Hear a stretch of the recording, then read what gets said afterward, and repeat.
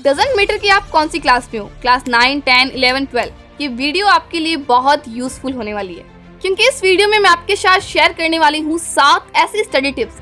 अगर आप इन टिप्स को नेक्स्ट 21 डेज तक फॉलो करते हो तो रिजल्ट आप खुद देख पाओगे।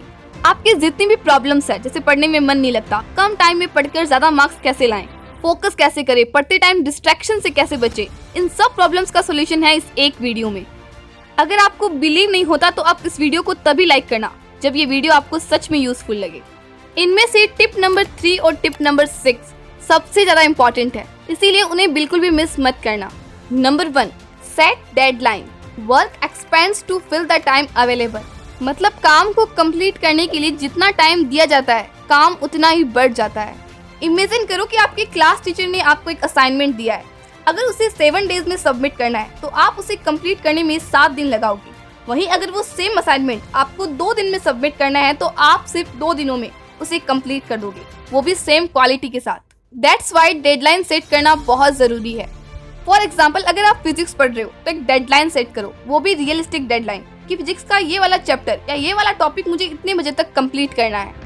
इससे आपके ऊपर एक प्रेशर बनेगा जो कि आपके लिए अच्छा है। इससे आपकी एफिशिएंसी बढ़ेगी और आप डिस्ट्रैक्ट होने पर खुद को बोल पाओगे कि जब तक ये चैप्टर खत्म नहीं होगा तब तक मैं यहाँ से नहीं हटने वाला।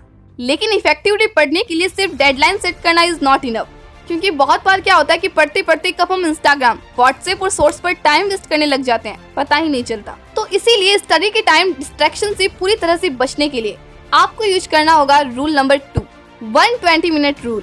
नो मैटर आप सुबह 5 बजे उठते हो या 7 बजे, आपको अपने प्राइम टाइम में मोबाइल स्क्रॉल नहीं करना। प्राइम टाइम में 120 मिनट आपको बिना मोबाइल के रहना है। उस टाइम अपनी बेस्ट एनर्जी के साथ पढ़ाई करो। 120 minute off pure work. No matter आपके दोस्त का कॉल आ रहा है किसी और का, उस टाइम आपको स्टडी के अलावा और कुछ नहीं दिखना चाहिए।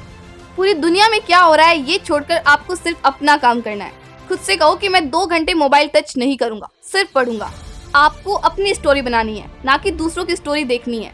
अब आप कहोगे कि लगातार 2 घंटे पढ़ेंगे तो बोर नहीं हो जाएंगे, तो 60 मिनट के बाद 10 मिनट का एक ब्रेक ले लो। ब्रेक में फन करो, क्योंकि आपने 60 मिनट तक हार्ड वर्क किया है। डांस करो, म्यूजिक सुनो और सबसे अच्छा मम्मी पापा से बातें कर लो या फिर बाहर वॉक पे चले जाओ। लेकिन मोबाइल मत चलाना, वरना कब 10 मिनट का ब्रेक 2 घंटे में बदल जाएगा आपको पता भी नहीं चलेगा। अब बात करते हैं उस सीक्रेट स्टडी टिप की जिससे आप चीजों को लंबे टाइम तक याद रख पाओगे। Study like a teacher. Albert Einstein का एक फेमस कोट है, if you can not explain it simply you don't understand it well enough.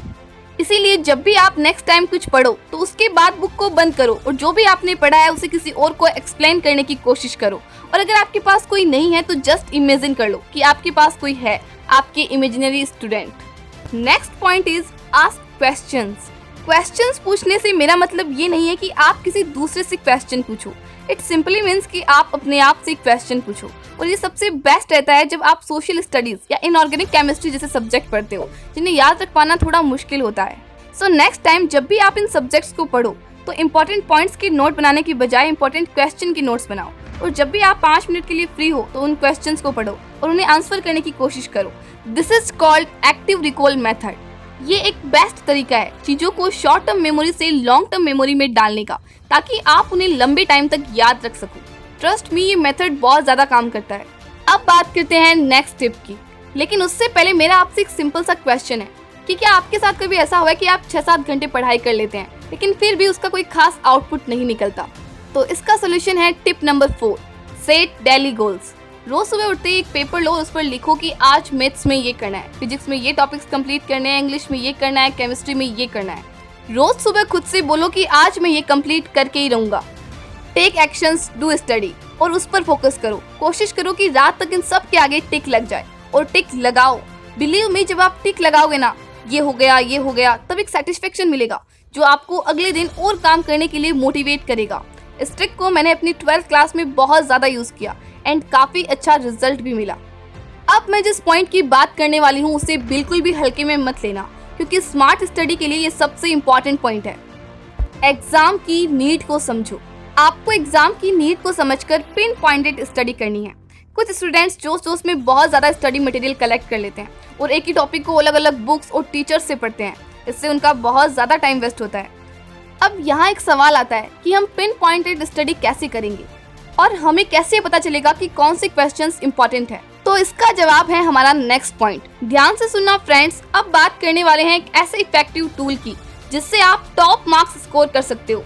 That is previous year question papers. आपको स्मार्ट स्टडी करनी है। मैं ये नहीं कह रही कि आपको हार्डवर्क नहीं करना, वो तो करना ही है, पर स्मार्टली। सब यही सोचते हैं कि प्रीवियस ईयर के क्वेश्चंस को लास्ट में करेंगे, और यही हम लोग सबसे बड़ी मिस्टेक कर देते हैं। लास्ट में क्यों करेंगे?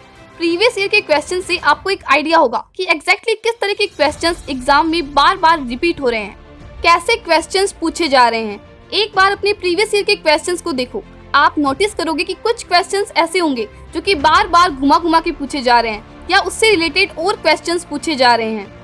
इस चीज ने मेरी बहुत हेल्प की थी 12th क्लास में। इससे मुझे ये पता चला कि मैं किन चीजों पे अपना टाइम वेस्ट कर रही थी जो पेपर में पूछी ही नहीं जा रही है, और आ रही है तो 1 नंबर की, 2 नंबर की, और उन पे मैं इतने घंटे वेस्ट कर रही हूँ। So don't underestimate the previous year question papers. At least last 5 years के प्रीवियस ईयर क्वेश्चंस को एनालाइज करो। Break the boundaries and believe in yourself. कई लोगों ने अपने अंदर ही अंदर एक बिलीफ बना लिया है कि मेरे तो कभी 90% आ ही नहीं सकते, मेरे नंबर कभी अच्छे हो ही नहीं सकते। ये बाउंड्रीज आपने बना रखी है, और आप अपनी बाउंड्रीज बनाकर खुद ही उसमें फंस गए हो। Stop considering yourself unworthy. Stop doubting yourself कि मैं कर पाऊंगा या नहीं, एंड स्टार्ट वर्किंग। अगर आप इस वीडियो में यहाँ तक पहुँचे हो तो एक और इम्पोर्टेंट बात जो मैं आपको बताना चाहती हूँ वो ये है कि आप चाहे कितनी स्टडी टिप्स देख लो, लेकिन जब तक आप पढ़ना स्टार्ट नहीं करोगे इन सब का कोई मतलब नहीं है। मेरे कहने का मतलब ये है कि टिप्स एंड ट्रिक्स हेल्प करती है, पर तब जब आप पढ़ना शुरू करते हो। एक और बात, नंबर लाइफ में सब कुछ नहीं होते। जहाँ तक एग्जाम्स की बात है, अपने बेस्ट एफर्ट से आप जो मार्क्स ला पा रहे हैं लाइए। एग्जाम्स लाइफ का एक छोटा सा पार्ट है, इनका अपना मजा है, इसे एंजॉय करिए और आगे बढ़ते जाइए। All the very best.